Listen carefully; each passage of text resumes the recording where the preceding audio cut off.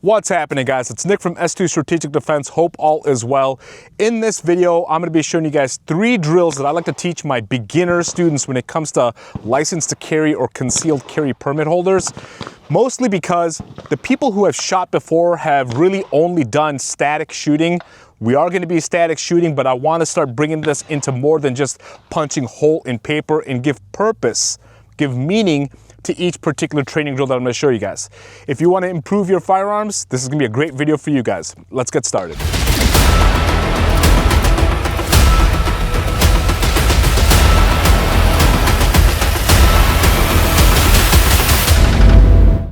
All right, guys, so our very first drill is what I call the overlap drill, and this is a small target drill.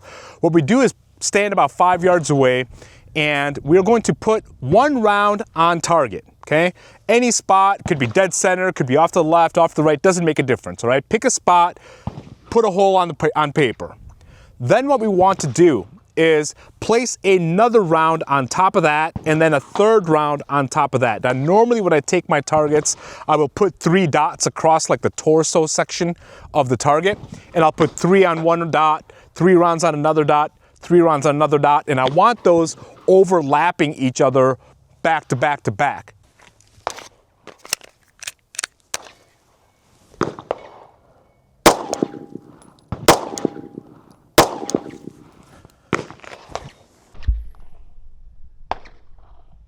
Now, why are you doing a drill like this?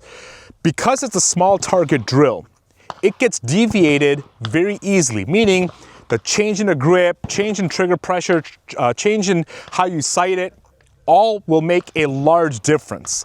We want consistency, right? And we want the target close enough where obviously it's safe, but we also want it where distance isn't the factor. We want to be up close. We want everything to be our fault, our responsibility, okay?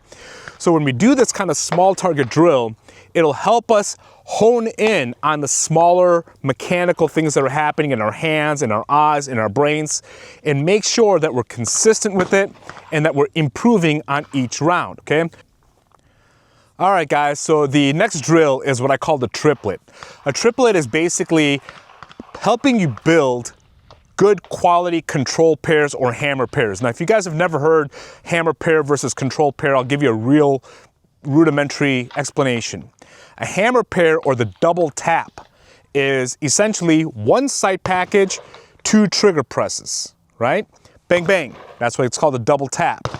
In my philosophy of shooting, I tend to stay away from those because that second round starts to get really inconsistent really quick, especially when you put anything under stress. So I like a fast control pair. 1 sight package, 1 trigger press. Then a 2nd sight package and a 2nd trigger press. We just make that process happen quickly, all right? So what we're going to do here is essentially we're just going to shoot 3 rounds.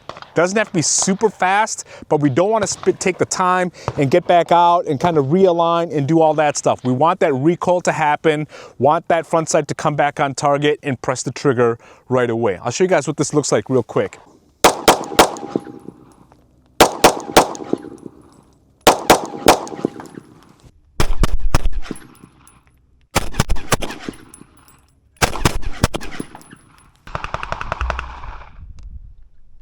When we shoot that triplet, we really want to focus on making sure that our rounds are staying in a pretty well-defined group. We're still only 5 yards away.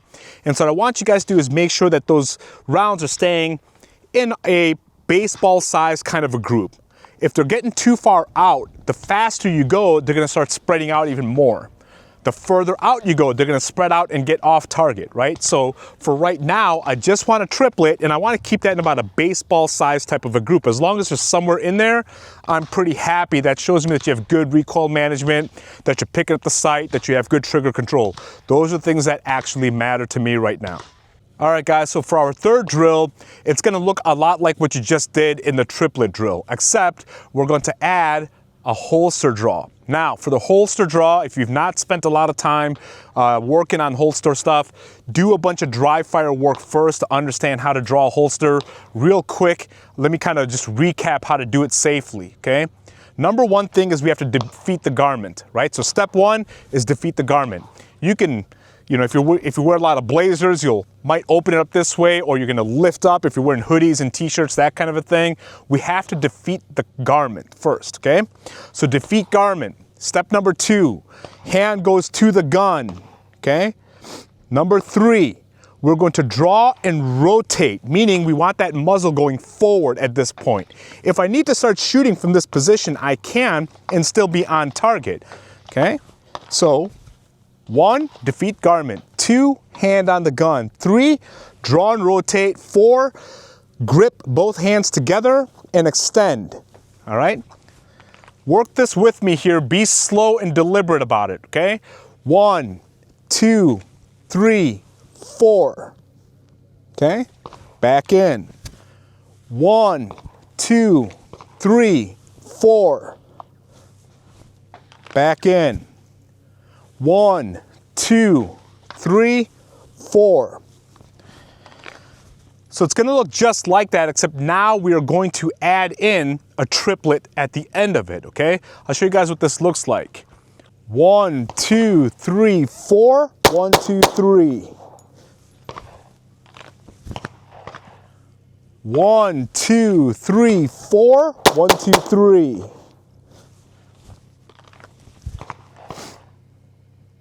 1, 2, 3, 4.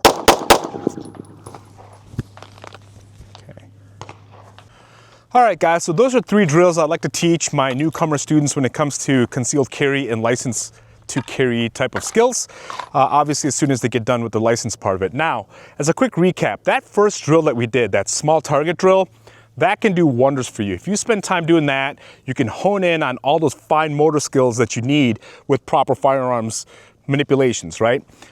Being able to get a good sight package and having a good grip and getting a clean trigger press and then being able to repeat that over and over and doing it in such a manner that small target, make sure that you're consistent. The second drill will help push recoil management, right? Because we're doing triplets, we're pushing a little bit more speed. That will help you aside from just recoil management, but being able to pick up that front sight faster and faster, faster and faster. Just don't press the trigger if you don't have the front sight. That's the penalty of it, right? Make sure that you're doing good control pairs, making them faster and faster each time. And when you get outside of your boundaries, just don't press the trigger. Be like, nope, I didn't have a sight package on that one. I'm not shooting, okay?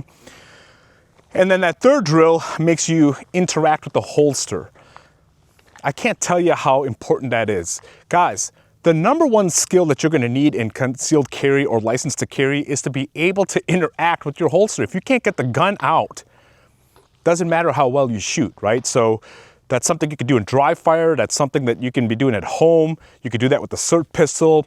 I don't leave the house without getting 25 to 50 reps of just drawing, defeating the garment and drawing, because I change clothes every single day. And so I want to get my brain programmed to what am I wearing and how do I get to my gun? It's an important thing for you guys, okay? Anyways, hopefully you guys enjoyed this video. Please like, share, subscribe, hit the notifications bell. Get in the comments below to let me know what you guys thought about this, and I will see you guys on the next one.